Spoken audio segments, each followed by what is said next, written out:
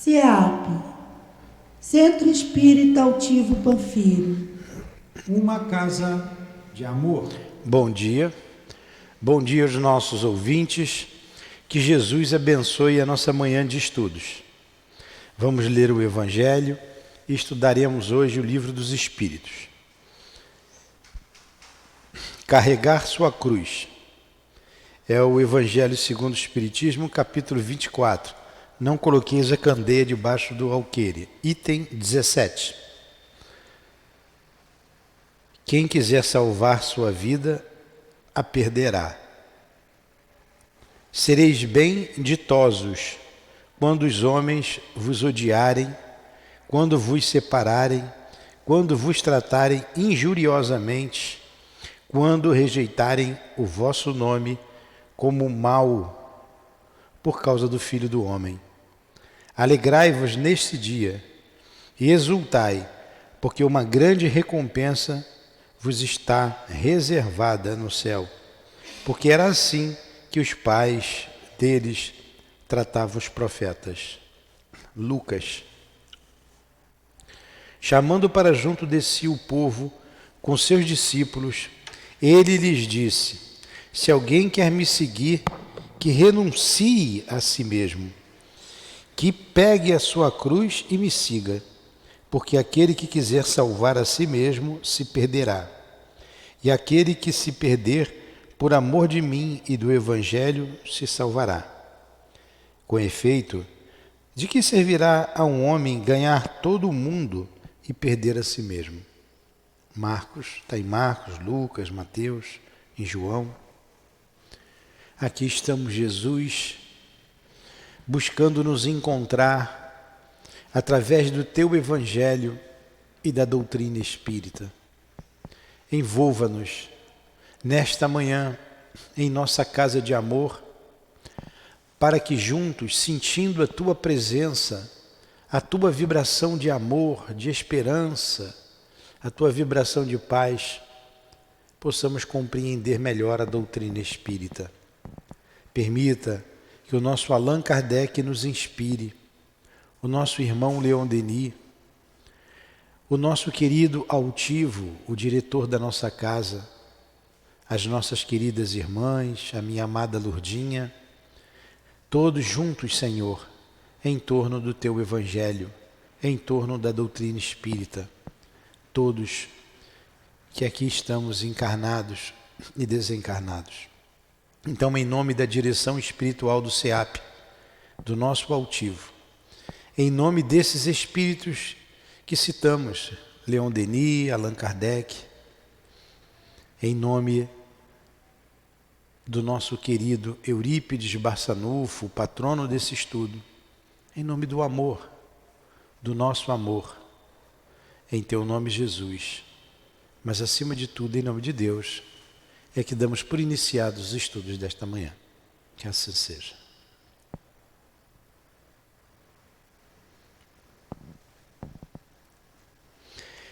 Vamos lá.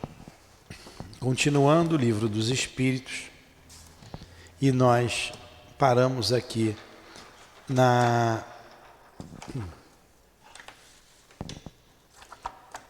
questão, na introdução número 13.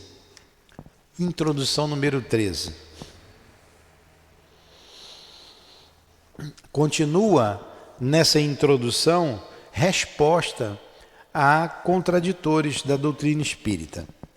Então ele diz assim: as observações acima, que nós vimos semana passada, nos levam a dizer algumas palavras sobre uma outra dificuldade, a da divergência que existe na linguagem dos espíritos. Na semana passada, na introdução número 12, a gente discutiu, Kardec trouxe para a gente, sobre a identidade dos espíritos. Então, é fulano de tal, como é que eu vou ter certeza se é fulano, se não é fulano? E quando é um espírito que a gente não conheceu, como é que eu vou saber se essa mensagem aqui é de Sócrates ou de Platão ou se não é? E nós vimos que o importante é o conteúdo da mensagem, Se tiver a altura de Sócrates, é dele. Se não for dele, é alguém semelhante a ele. O que importa é o que ele está dizendo ali, né? Então, além dessa divergência entre as pessoas, há essa outra aqui, a linguagem, né? Como é que os espíritos se expressam em linguagem diferente? Vamos ver o que ele diz aqui. Sendo muito diferentes uns dos outros, os espíritos, do ponto de vista dos conhecimentos e da moralidade, é evidente que a mesma questão pode ser resolvida no sentido oposto, conforme a categoria que ocupem, exatamente como se ela fosse proposta alternadamente entre os homens. Há um sábio, há um ignorante, há um brincalhão de mau gosto. O ponto essencial, já o dissemos, é saber a quem nos dirigimos. Ficou bem claro, né? Se a gente encarnado é diferente, a gente vai morrer, a gente vai continuar diferente. Dependendo da elevação do espírito, ele vai se expressar de uma forma ou de outra. Por isso a divergência de linguagem. Nós somos diferentes. Aqui mesmo, a gente vai numa comunidade, eles falam diferente da gente. Gíria, alguns termos próprios ali do meio, né? Bem, completamente diferente. A gente vai ver aqui a comunidade, as pessoas das comunidades vizinhas que vêm aqui, nós vamos lá também muitas vezes, eles falam diferente, tem uma maneira de se expressar diferente. Então, porque morreu, não muda nada. Vai se expressar como? Da maneira que eles sabem se expressar, de acordo com o conhecimento que tem, de acordo com a moralidade que possui, enfim. Tudo bem? Pergunta? No question? Vamos lá. Mas acrescentam, como se explica que os espíritos reconhecidos por serem superiores não estejam sempre de acordo? Então por que o Dr. Bezerra aqui fala uma coisa, no outro centro fala outra coisa? Será que ele fala outra coisa ou ele se expressa a mesma coisa de maneira diferente por causa do médium? Mas vamos lá, vamos ver o que ele vai dizer aqui, ó.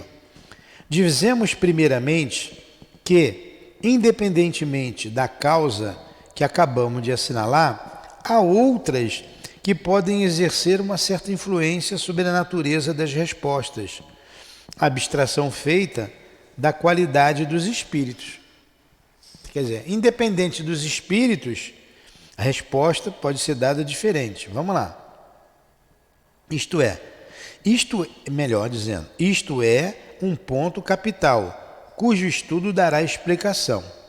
É por isso que dizemos que esses estudos requerem uma atenção demorada, uma observação profunda, e como, aliás, todas as ciências humanas, sobretudo continuidade e perseverança.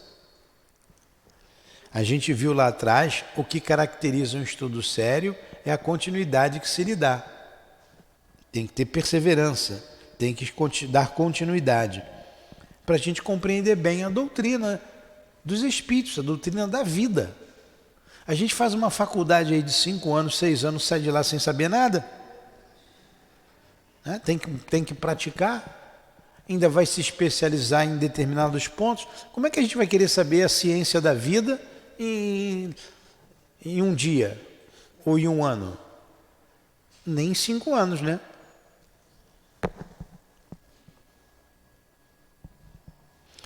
São necessários anos para formar um médico medíocre. Ele falou aqui, está vendo? 3/4 da vida para formar um sábio, e se desejaria em algumas horas adquirir a ciência do infinito? Portanto, que ninguém se engane, o estudo do Espiritismo é imenso. Ele tem relação com todas as questões da metafísica e da ordem social.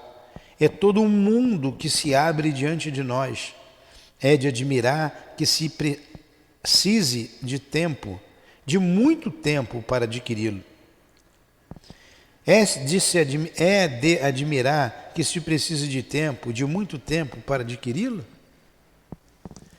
Então, como que a gente aprende? A gente está aqui todo dia falando da doutrina espírita e aprendendo. Depois de tantos anos, depois de décadas estudando a doutrina espírita, estamos aprendendo ainda. Aliás, a contradição nem sempre é tão real quanto possa parecer.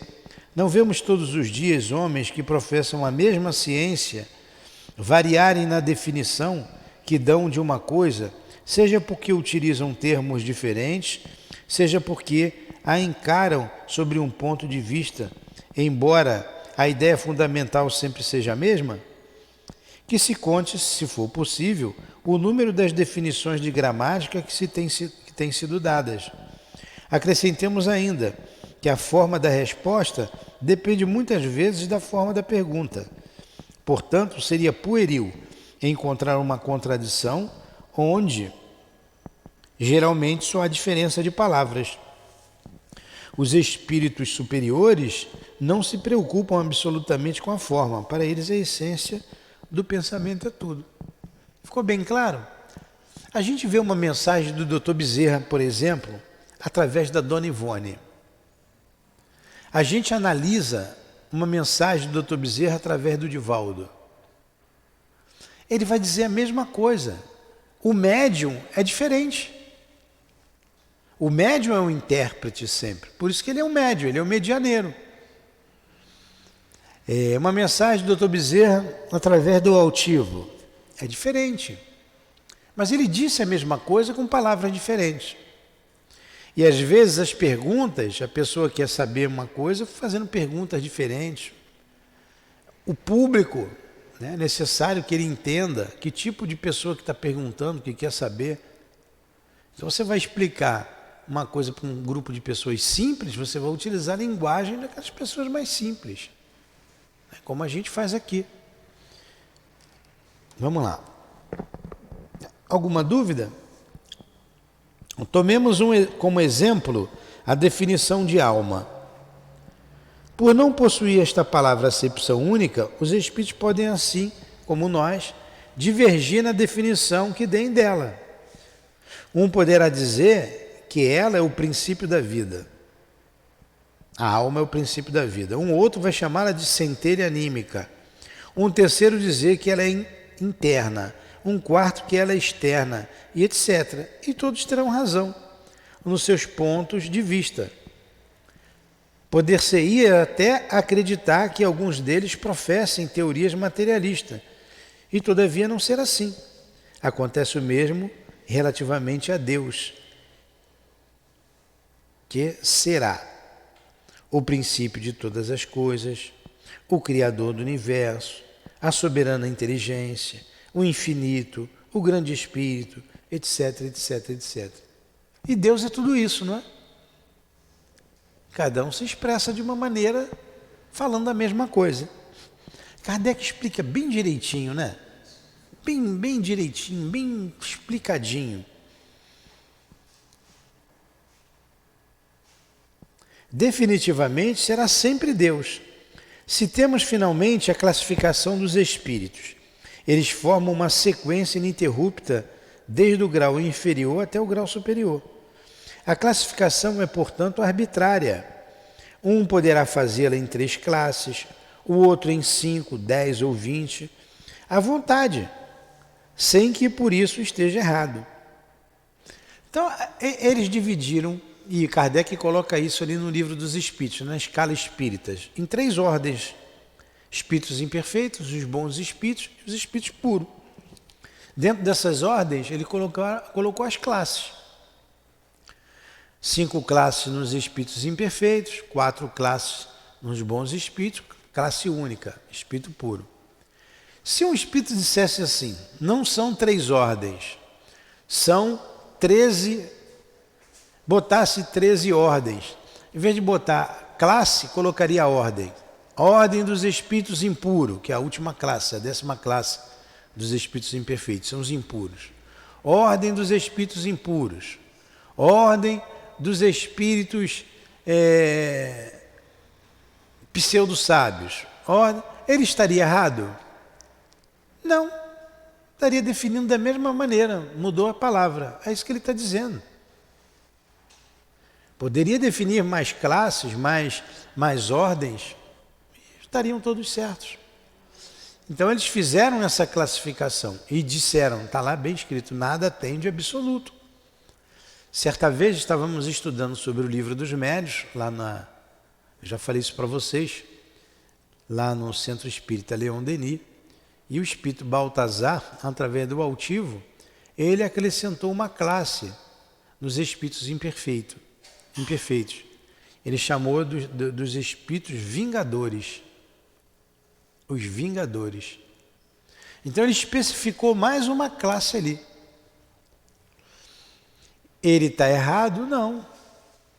Agora, se você quiser entender que esses espíritos estão classificados ali nos impuros, você pode.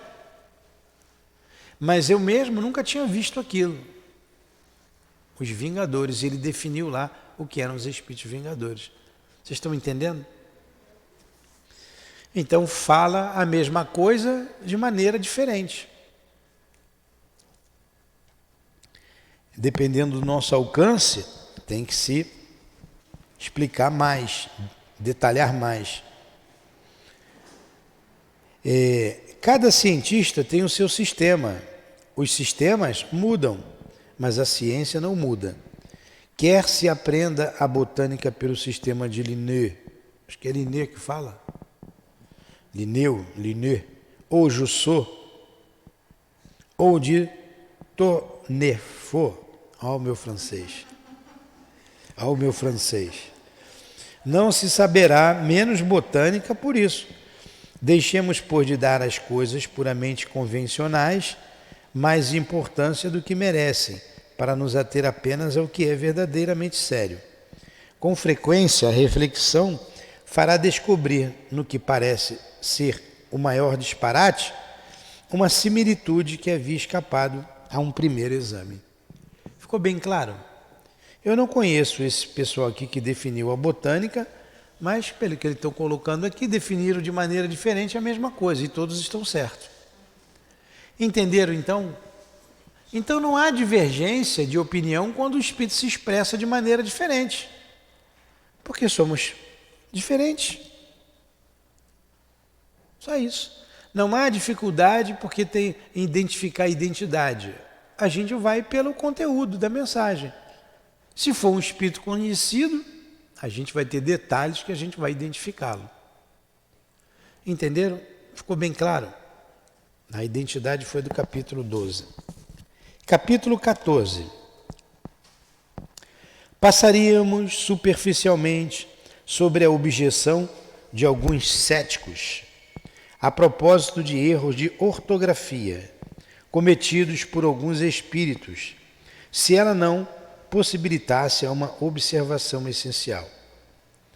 A ortografia deles, é preciso dizê-lo, nem sempre é irrepreensível. Mas é preciso estar muito carente de razões para fazer disso objeto de uma crítica séria, dizendo que, já que os espíritos sabem tudo, devem saber ortografia. Então continuam aqui os opositores, né? Como é que o espírito escreve errado? Eu melhor estou dizendo aqui, como é que o médico escreve errado? Quantas vezes a gente escreve errado? E olha que o português é difícil, o português não é fácil. Para isso, tem revisores de texto. Então, tem pessoas formadas em línguas e trabalham como revisores. O escritor escreve o livro, ele passa para um revisor. Olha, e o escritor sabe português. Ele pode errar? Erra. Erra em pontuação, em parágrafo, erra na palavra mesmo. Por isso que antes de publicar ele passa para um revisor. A Tereza, que vinha aqui de vez em quando ela faz palestra aqui. Ela é revisora, ela trabalha com isso. Escritores querem lançar seus livros, passa para ela, ela vai revisar o texto todo. Algumas mensagens eu peço para ela revisar. Como ela era funcionária lá do CELD na época, todas as mensagens do altivo, ele passava para ela revisar. Passava a gravação para passar para o papel, que uma coisa é falada, outra coisa é escrita. Às vezes eu pego ali para corrigir a mensagem que é dada pela Dilane. No outro dia eu estava em dúvida ali, numa palavra eu fui no dicionário, porque às vezes tem erro ali, erro de português. Aí ela falou assim, não, isso aí está certo, é assim que se escreve. Eu não me lembro qual é a palavra, porque o Espírito falou, eu escrevi errado, ele me corrigiu, isso se escreve assim. Eu falei, mas eu vou ver. Aí eu fui no dicionário e realmente estava correto. Eu mesmo estava em dúvida. Mas aquela palavra não era do nosso cotidiano, você fica em dúvida, né? Aí eu falei, tá certo. Mas às vezes depende então da maneira que o médium escreve. Ali deu pro... É rápido demais. Você não está acostumado, você acaba escrevendo errado. Então depende de como o espírito, como o médium, ou melhor, como é que o espírito utiliza o médium, né? Você vê lá o Fernando de Lacerda, que a gente trouxe aqui para analisar. Ele escreve a palavra destro, com X. Porque destro, de direito, tem o sinistro e tem o destro, né? O sinistro é o canhoto, o destro é o direita. Então ele escreve destro com X. Ele fica em dúvida, destro com X, ele vai no dicionário e encontra. Eu não sei se hoje ainda essa palavra pode ser escrita assim. Antigamente poderia, tanto com S quanto com X. E ele encontra as duas maneiras de se escrever. Quer ver uma coisa? Isso eu estou colocando aqui do médium. Vou fazer uma pergunta para vocês. No tempo que eu fazia cursinho para fazer concurso público, a gente aprendia muita coisa, né? As palavras, como é que se escrevem. É samambaia ou sambambaia?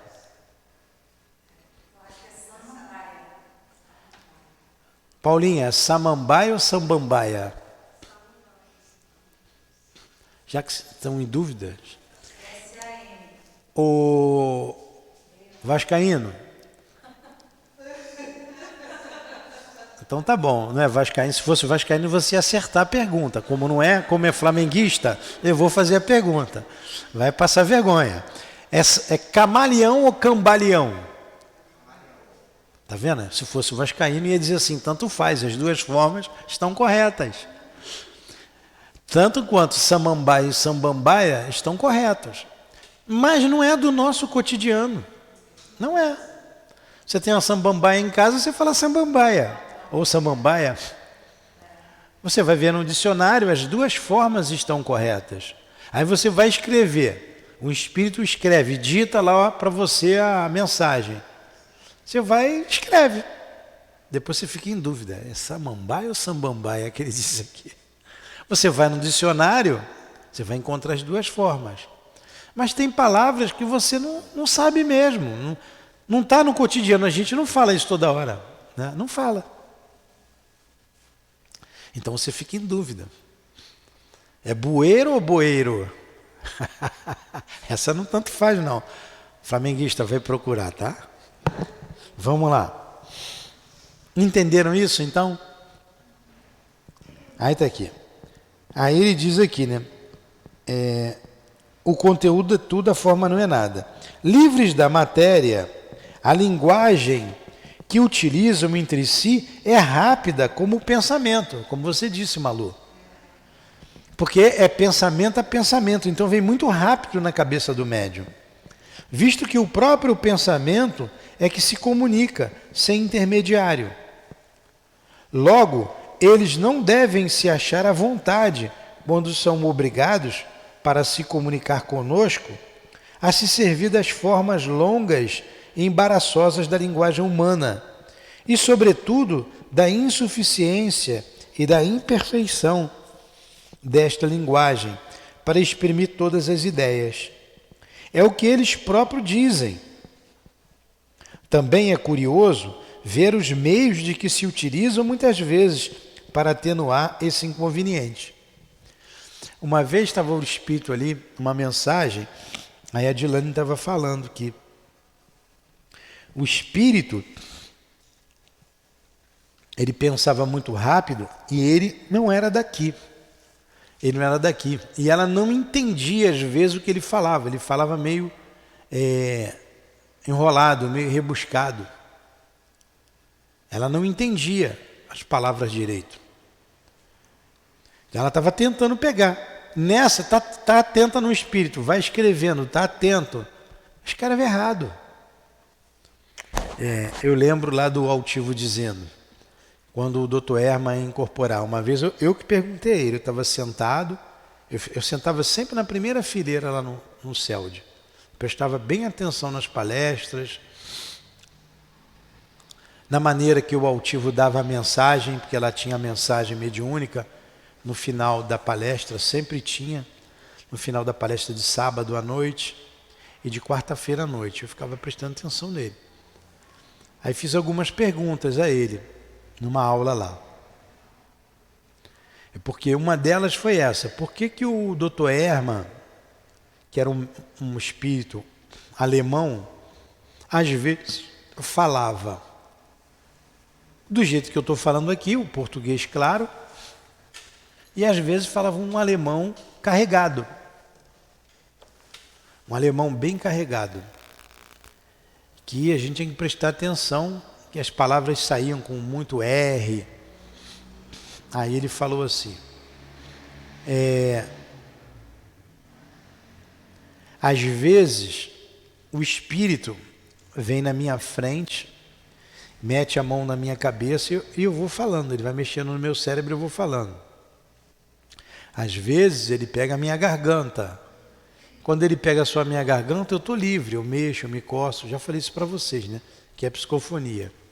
Às vezes ele incorpora, ele vem por trás e me abraça. E eu vou falando. E quando ele me abraça, ele vem por trás e me abraça, às vezes o Dr. Herman está tão junto de mim, tão coladinho. Aí eu digo para ele, Dr. Herman, nem eu estou entendendo o que o senhor está falando.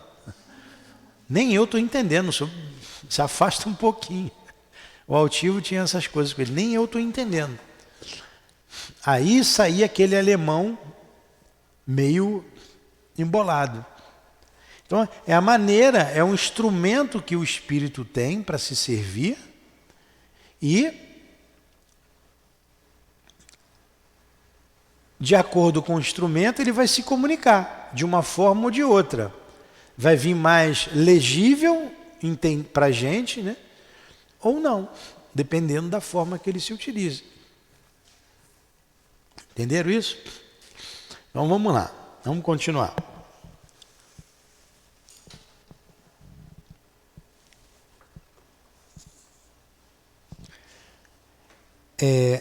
Utilizo entre si rápida como pensamento, visto que o próprio pensamento é que se comunica sem intermediário.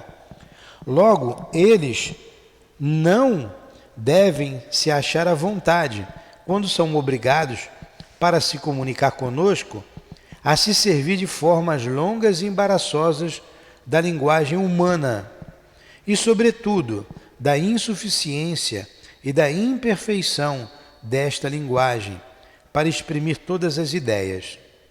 É o que eles próprios dizem. Também é curioso ver os meios de que se utilizam muitas vezes para atenuar esse inconveniente. Aconteceria o mesmo conosco se tivéssemos que nos exprimir numa língua de palavras e de estruturas mais longas e mais pobre nas suas expressões do que a que usamos. É o obstáculo que experimenta o homem de gênio, que se impacienta com a lentidão de sua pena, sempre atrasada com relação ao seu pensamento. Concebe-se diante disto que os espíritos dão pouco valor à puerilidade da ortografia, principalmente quando se trata de um ensino importante e sério. Aliás, já não é maravilhoso que eles se exprimam indiferentemente em todas as línguas e que as compreendam todas? Não se deve concluir daí, todavia, que a correção convencional da linguagem lhes seja desconhecida, e eles a observam quando isto é necessário. É assim, por exemplo, que a poesia ditada por eles desafiaria frequentemente a crítica do mais meticuloso purista, e isto apesar da ignorância do médium. Então ficou bem claro aí nessa questão da ortografia. Ele colocou aqui agora, né? A questão do médium, a questão de como ele se exprime. E o raciocínio é muito rápido. Eu estou pensando uma coisa, você está pegando o que eu estou pensando. Então o médium vai escrevendo rápido e ele às vezes se impacienta com isso. Bem claro isso? Question? No question? Pode ligar o ar-condicionado? Então preste atenção, hein? Ninguém dormindo. Eu já estou suando aqui. Entendeu? Entendeu? Tá bom.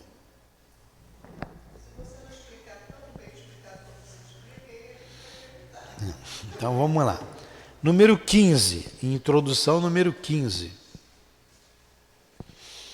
Há ainda pessoas que veem perigo em toda parte e em tudo o que não conhecem. Também não deixam de tirar uma conclusão desfavorável pelo fato de que algumas pessoas que, tendo-se dedicado a esses estudos, perderam a razão. Quer dizer, tem gente que ficou estudando espiritismo e ficou doido. É isso que ele está querendo dizer aqui. É uma crítica também. Como homens sensatos podem ver nesse fato uma objeção séria? Não acontece o mesmo com todas as preocupações intelectuais sobre um cérebro fraco? Sabe-se o número de loucos e de maníacos produzidos pelos estudos matemáticos, médicos, musicais, filosóficos e outros? Seria o caso de banir esses estudos por isso? O que isso prova? Através dos trabalhos corporais, estropiam-se os braços e as pernas, que são os instrumentos da ação material. Através dos trabalhos da inteligência, estropia-se o cérebro, que é o instrumento do pensamento. Porém, se o instrumento foi quebrado, não se dá o mesmo com o espírito. Ele permanece intacto, e quando está desligado da matéria, não goza menos da plenitude de suas faculdades. Ele é, como um homem, no seu gênero, um Marte do trabalho. Então, a objeção é essa. Espiritismo é a conclusão número 15, Adilane. A objeção é essa. Isso é fábrica de loucos. Vocês já ouviram isso, né? Aquilo lá deixa a pessoa maluca. Não vai para lá não, Adilane, senão tu vai ficar doida. Não é isso que falam? E a gente já viu pessoas surtarem dentro da casa espírita? Exatamente. As pessoas trazem a sua predisposição à loucura, nós vamos ver aqui. O que um estudo de matemática ia deixar ela assim? O estudo de uma ciência qualquer ia desencadear aquele processo dela. Não foi a doutrina espírita que desencadeou aquele surto. E nós já vimos pessoas surtarem na casa espírita, mais nenhuma. O que a gente faz? A gente tem... parou aqui? A gente precisa ter... Alô? Você que diminuiu, tá. A gente tem que ter alguns cuidados.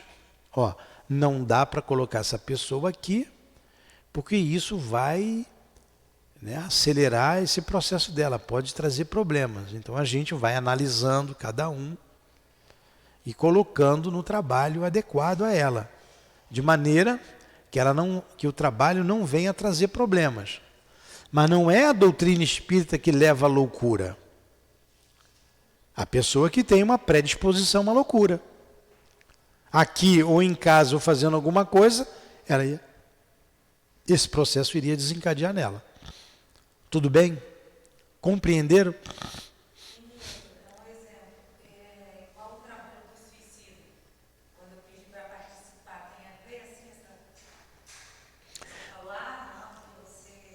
Não, ali não pode. Não, ali aquele trabalho ali não. É porque é um trabalho. É a mesma coisa.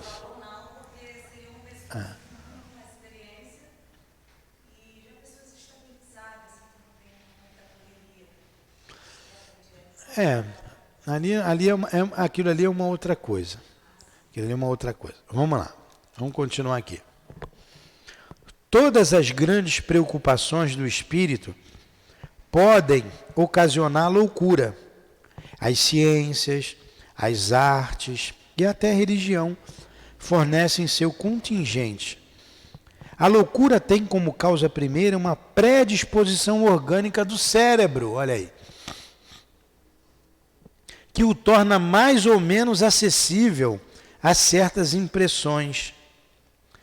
Havendo uma predisposição para a loucura, esta tomará o caráter da preocupação principal, que se torna, então, uma ideia fixa.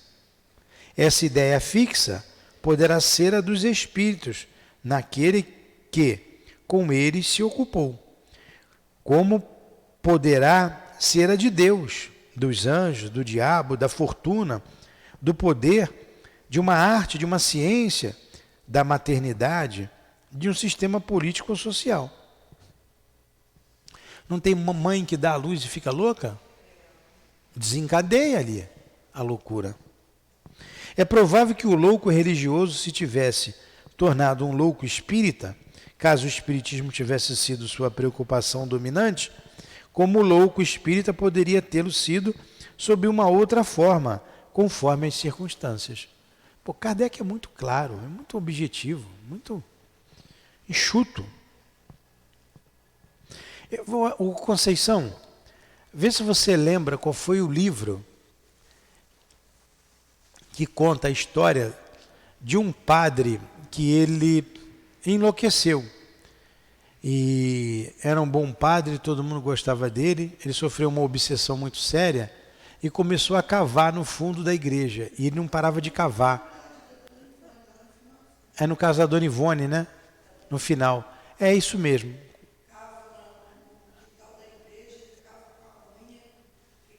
Ele cava. A Dona Ivone que conta no final do livro Recordações da Mediunidade, não é? Lá no final, uma das últimas histórias. Ele vai cavando no fundo da igreja. O padre começa a cavar. Ele morre ali cavando, ninguém tirava ele dali. Nem a mãe chorava, todo mundo ia lá, cavava com a mão, pegava a enxada, cavava. O que você está fazendo aí? Eu estou procurando o tesouro está aqui internado. Os espíritos na cabeça dele, deixa ele cavar. Não teve cura essa obsessão. E era um padre bom. Então ele tinha a predisposição à loucura. Ele tinha a predisposição à loucura. E ele morreu louco.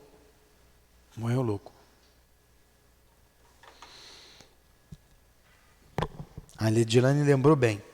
Dentre as causas mais numerosas de sobreexcitação cerebral, é preciso incluir as decepções, os infortúnios, as afeições contrariadas, que são ao mesmo tempo as causas mais frequentes de suicídio.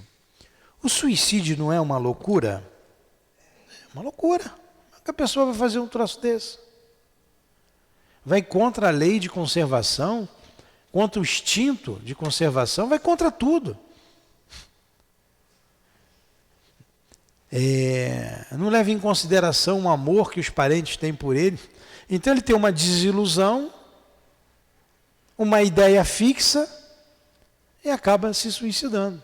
Acaba levando ele à loucura. Então ele tinha uma predisposição para isso. Não é a religião que leva a pessoa à loucura.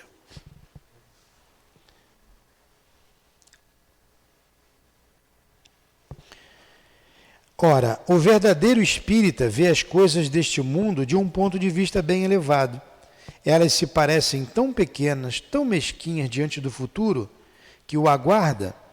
A vida para ele tão curta, tão fugidia, que as tribulações não são, aos seus olhos, senão os incidentes desagradáveis de uma viagem.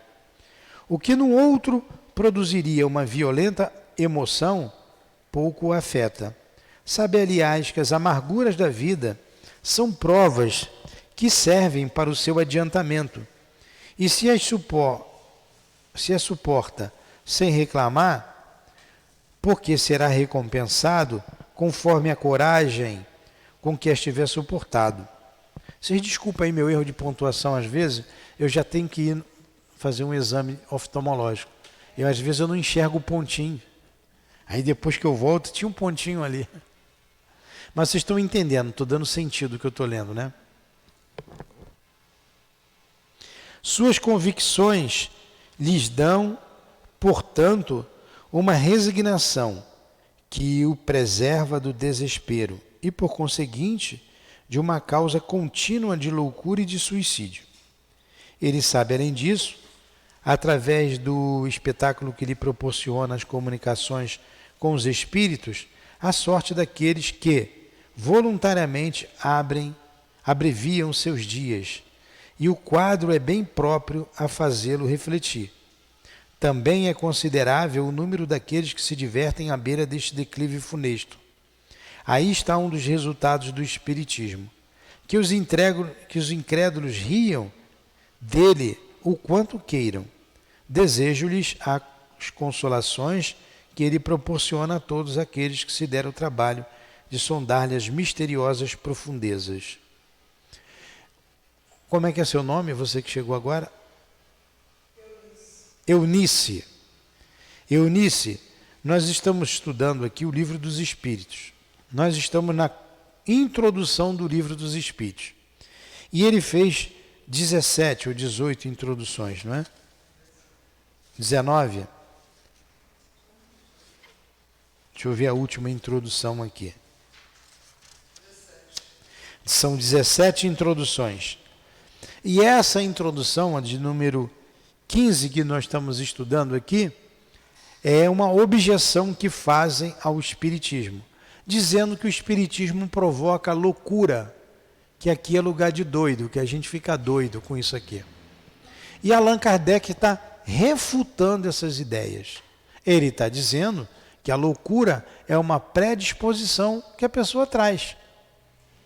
Que ela podia surtar ou ficar louca dentro da doutrina espírita, dentro de uma igreja, dentro de uma ciência qualquer, da matemática, da medicina, ou seja lá o que for. Aí ele falou, não tem pessoas que enlouquecem e acabam se suicidando? Né, por um problema qualquer? Hã? Dentro de casa, isso. Até dentro de casa a pessoa pode surtar. Isso mesmo. Entendeu? É isso que nós estamos falando aqui. E para concluir essa introdução número 9, o último parágrafo. Entre as causas de loucura, é preciso ainda colocar o pavor e o do diabo. Desequilibrou mais de um cérebro. Entre as causas de loucura, é preciso ainda colocar o pavor e do diabo. Não, deve ser do diabo, tem um E aqui. O pavor do diabo, que desequilibrou mais de um cérebro.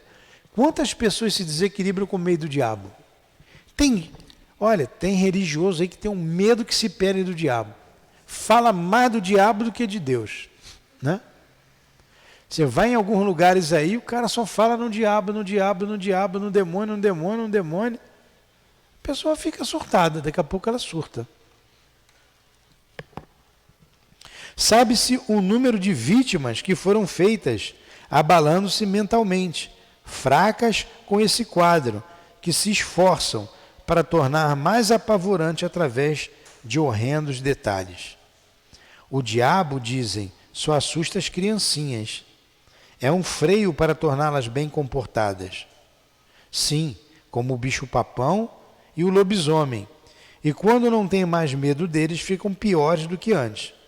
E para atingir esse belo resultado, não se leva em conta o número de epilepsias causadas pelo abalo de um cérebro delicado. Então, aquelas pessoas que têm um cérebro delicado se abalam com isso.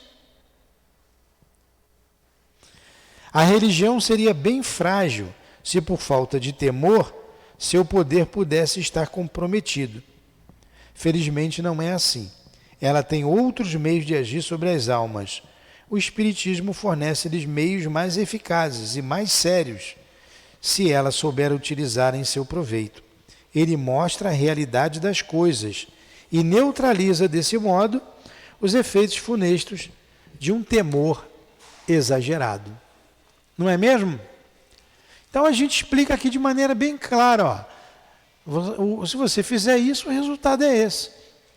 Sem falar no demônio, sem falar no diabo, sem falar que vai para o inferno. Porque isso não existe. Entenderam a refutação que Kardec fez, essas ideias? Que o Espiritismo produz loucura? O medo do diabo, o medo do lobisomem, o homem do saco. Eu era criança, eu tinha maior medo do homem do saco. Eu falo para vocês, né? Eu não me lembro, porque era criança, eu não me lembro. Mas meu pai dizia que eu tinha medo do gato. Porque ele dizia que o gato estava ali embaixo da cama. Ele me botava na cama para dormir, só, se sair o gato vai te pegar. E eu tinha medo que me pela do gato. Como você soube da verdade? Não tinha nada. Você Aí, né? piores, né? Pois é. Você sabe que aquilo não é verdade. Quando você sabe que não é verdade, perde a moral, né? É a mesma coisa, quando você sabe que o capeta não existe. Vamos lá, dar para mais uma introdução? Não, vamos parar, né? Vamos parar, porque eu vou começar aqui o livro A Gênese. Então vai faltar a introdução 16 e a 17, que a gente termina a semana que vem. Para não ficar, que eu estou lendo muito, essas introduções é muita leitura, e não tornar cansativo quem nos ouve de casa. Mas alguma pergunta? Faz. Sobre a predisposição, na verdade, quando a gente nasce, a gente já traz ela, né? Então, seja em qualquer momento da vida, Ela vai. desenvolver ela. Exatamente. Não é a religião que você está fazendo que vai Exatamente. ser louco. Você já vai desenvolver isso a qualquer momento da vida. É. Essas pessoas que têm epilepsia, a maioria são um problema de espírito, Não, a epilepsia é um problema orgânico, é patológico, é uma doença. Agora, sempre tem ali espírito, sempre tem. O deprimido, sempre tem espírito ali, junto dele, ele acaba atraindo. E tem sempre espírito ali que ajuda a desencadear aquele processo, tá? Mas a epilepsia é um problema que tem que ser tratado com o médico. Mas sempre tem espírito envolvido, o espírito está em tudo quanto é lugar. Então vamos fazer a nossa prece, agradecer a Allan Kardec pela sua lucidez, por trazer de maneira tão clara, tão simples, o mundo espiritual, desvendando o mundo espiritual para todos nós, retirando esse véu que o obscurecia. Obrigado, mestre e amigo. Obrigado a Leon Denis, que deu continuidade à doutrina espírita. A nossa gratidão ao altivo, aos guias da nossa casa de amor, que estão aqui nos apoiando, nos sustentando. A minha gratidão a você, Lourdinha, a vocês, amigas do coração. Muito obrigado. Obrigado ao nosso patrono, querido irmão Eurípides Barçanufo. Seja então em nome desses espíritos amigos, da direção espiritual da nossa casa, que seja em nome do amor, do nosso amor, Lourdinha, que seja em nome do teu amor, Jesus, mas acima de tudo, em nome do amor de Deus, nosso Pai Criador, que damos por encerrados os estudos em torno do Livro dos Espíritos da manhã de hoje. Que assim seja.